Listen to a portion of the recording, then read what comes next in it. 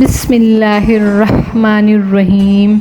میرے پیارے عزیز ساتھیوں، السلام علیکم۔ میرا نام ملائکہ عزیر ہے اور آج ہم اس ویڈیو میں یہ جانیں گے کہ اللہ تعالیٰ نے سانپ اور مور کو جنت سے کیوں نکالا اور آخرکار ان دونوں نے ایسا کیا گناہ کیا تھا کہ اللہ تعالیٰ نے ان دونوں کو جنت سے نکال دیا اور ان کو بدصورت بنا کر زمین پر نازل کر دیا۔ اور اس ویڈیو میں ہم یہ بھی بات کریں گے کہ حضرت آدم علیہ السلام اور حضرت حوا علیہ السلام سے کیا غلطی ہوئی تھی کہ اللہ تعالیٰ نے انہیں نبی ہونے کے باوجود جنت سے نکال دیا، اور وہ کون سی دعا ہے جس کو مسلسل پڑھنے سے اللہ پاک نے 40 سال کے بعد حضرت آدم علیہ السلام اور حضرت حوا علیہ السلام کو معاف کیا۔ چلیے ہم اپنی ویڈیو کا آغاز کرتے ہیں۔ سانپ اور مور جنت سے آئے ہوئے جانور ہیں۔ جنت میں گھومنے پھرنے اور کھانے کو بہت کچھ تھا، لیکن جنت میں اکیلے اور تنہا ہونے کی وجہ سے حضرت آدم علیہ السلام اداس رہتے تھے۔ اللہ تعالیٰ نے حضرت آدم علیہ السلام کی دائیں پسلی سے حضرت حوا علیہ السلام کو پیدا کیا، اور یوں حضرت آدم علیہ السلام حضرت حوا علیہ السلام کا ساتھ پا کر خوش ہو گئے تھے اور دونوں جنت میں خوش رہنے لگے۔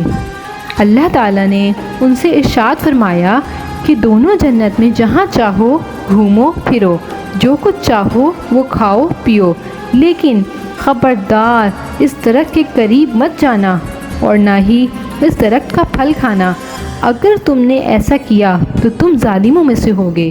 سانپ اور مور بھی اس وقت جنت میں رہتے تھے اور وہ دونوں بھی جنت سے باہر آیا جایا کرتے تھے۔ اس وقت سانپ کے پاؤں بھی تھے اور اس وقت سانپ کے منہ سے ابرک کی خوشبو بھی آتی تھی،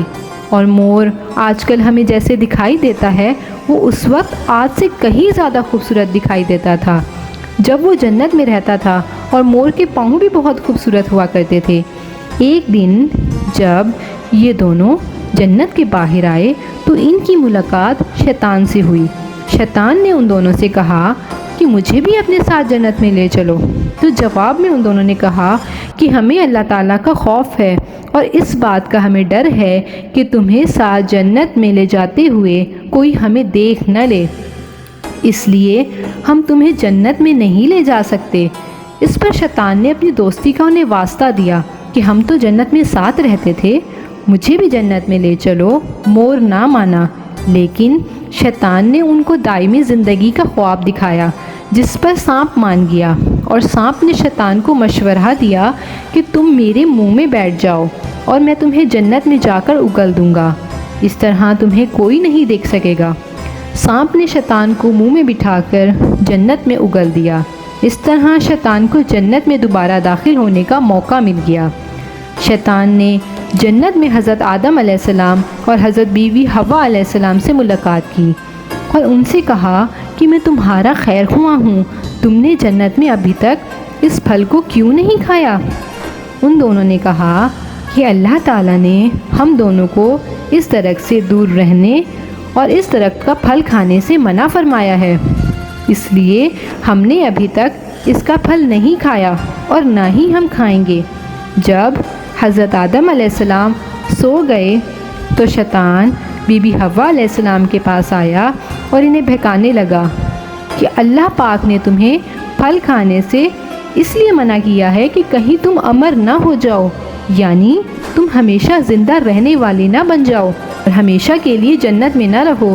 حضرت بی بی حوا علیہ السلام نے شیطان کے بہکاوے میں آ کر اس درخت کا پھل کھا لیا۔ جب حضرت آدم علیہ السلام سو کر اٹھے، حضرت حوا علیہ السلام نے حضرت آدم علیہ السلام کو بھی اس درخت کا پھل کھانے پر مجبور کیا اور وہ پھل حضرت آدم علیہ السلام کو بھی کھلا دیا۔ جیسے ہی دونوں نے پھل کھایا تو فوراً ان کا جنت کا لباس اتر گیا اور وہ درختوں کے پتوں کو توڑ توڑ کر اپنے اوپر چپکانے لگے اور ستر چھپانے لگے۔ تب اللہ تعالیٰ نے انہیں پکارا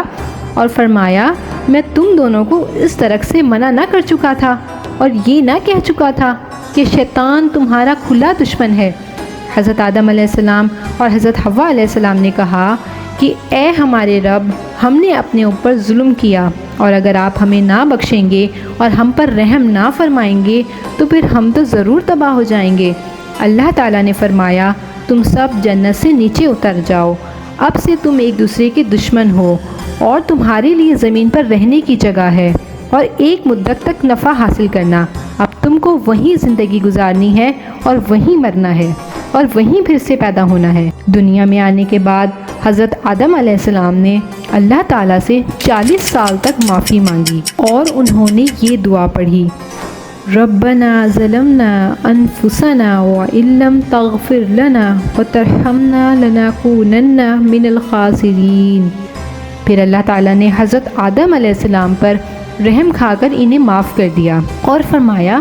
تم اور تمہاری اولاد دنیا میں ہی رہو اور یہ بات یاد رکھو کہ جب کوئی نبی میری طرف سے تمہارے پاس ہدایت لے کر آئے تو تم اس کا کہنا ماننا، اور جو لوگ میرے نبیوں کی بات کو نہیں مانیں گے اور ہماری آیتوں کو نہیں مانیں گے وہ دوزخ میں جائیں گے اور پھر ہمیشہ اسی میں رہیں گے۔ پھر جب حضرت آدم علیہ السلام اور حضرت حوا علیہ السلام دنیا میں ہی رہنے لگے، انہی سے انسانوں کی نسلیں شروع ہوئیں۔ حضرت آدم علیہ السلام تقریباً 900 سال زندہ رہ کر وفات پا گئے۔ قرآن پاک کے اس واقعے سے ہمیں یہ ہدایت ملتی ہے کہ جب شیطان نے غلطی کی تو اس نے معافی مانگنے کے بجائے تکبر کیا اور اللہ تعالیٰ کو ہی اپنی گمراہی کا الزام دیا، اور جب حضرت آدم علیہ السلام سے غلطی ہوئی تو انہوں نے اپنی غلطی مانی اور فوراً توبہ کی، اور جب تک معافی مانگتے رہے جب تک اللہ تعالیٰ کو راضی نہ کر لیا۔ اس واقعے سے ہمیں حضرت آدم علیہ السلام کی سنت پتہ چلتی ہے کہ جب انسان سے غلطی ہو جائے تو وہ اپنے گناہوں کی معافی مانگے اور اپنے رب کو منا لے، بے شک اللہ تعالیٰ بہت معاف کرنے والا بڑا مہربان ہے۔ پھر مور اور سانپ کا یہ انجام ہوا کہ اللہ پاک نے شیطان کو جنت میں لے کر آنے پر مور کی خوبصورتی چھین لی، اور جن پیروں سے وہ شیطان کو جنت میں لے کر آیا تھا انہیں بدصورت بنا دیا، اور جس سانپ نے مور کو شیطان کی مدد کرنے کا مشورہ دیا تھا، اللہ پاک نے اس کے منہ سے ابرک کی خوشبو چھین کر اس کے منہ میں زہر بھر دیا، اور سانپ کی ٹانگیں چھین کر مور اور سانپ کو جنت کی اس خوبصورت جگہ سے ہمیشہ ہمیشہ کے لیے نکال دیا۔ استغفر اللہ۔ امید کرتی ہوں کہ آپ کو یہ ویڈیو پسند آئی ہوگی۔